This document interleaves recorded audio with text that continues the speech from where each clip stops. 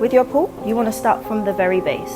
A common mistake people do is they will start their pool right up here.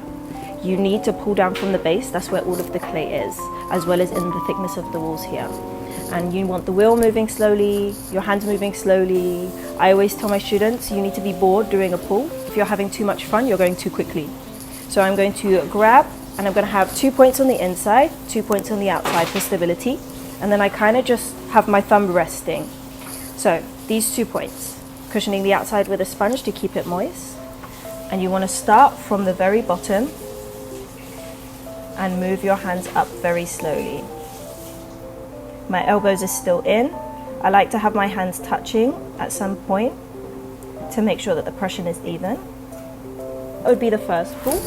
A common mistake for first time throwers is they will do their pull very quickly. So they will have the wheel moving slowly, but their pull will look something like this.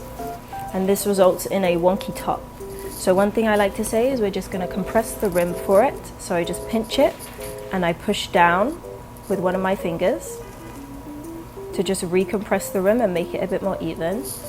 And then the best way to even out your clay is to do an actual consistent pull. So I'm pulling from the base and I'm moving my hands up very slowly.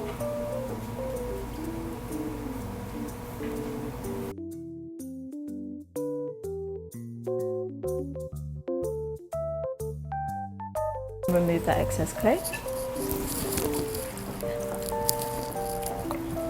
Now when people are first coming in, they will not dig in nearly as much. So clay, you need to apply a bit more pressure, especially this is very dense down here, it hasn't been touched. So I'm going to really push in, and you should be able to see a divot as I push in from the base and then bring up to with my fingers. So I'm going to push with a lot of pressure, because often people don't realize just how much pressure you need to apply in order to get all of that height. And I'm still pinching and I'm pulling up. And you'll see just how much taller I was able to get my piece just from really digging in from the base. And once again, just neatening up. And one thing I always say is if you're unsure of how long it should take to do a pull, then count to about 5 or 7 before you reach the rim. So start from the bottom, start your clock. So if I start down here, 1, 2, 3, 4, 5, 6, 7, and then slowly release your hands once you get to the top. And then recompressing the rim.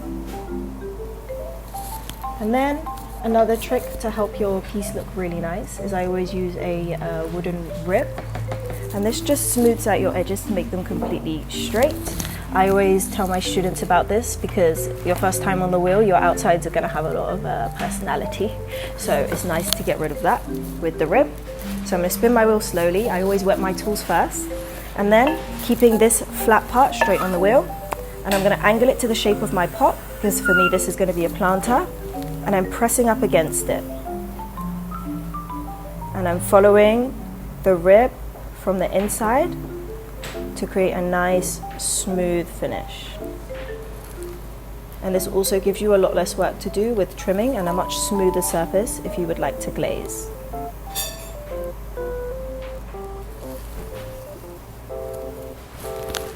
Okay, then you want to mop up the water inside by spinning the wheel, pushing your sponge down.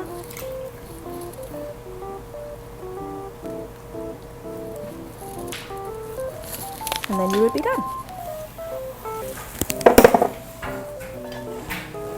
I'm pretty happy with that.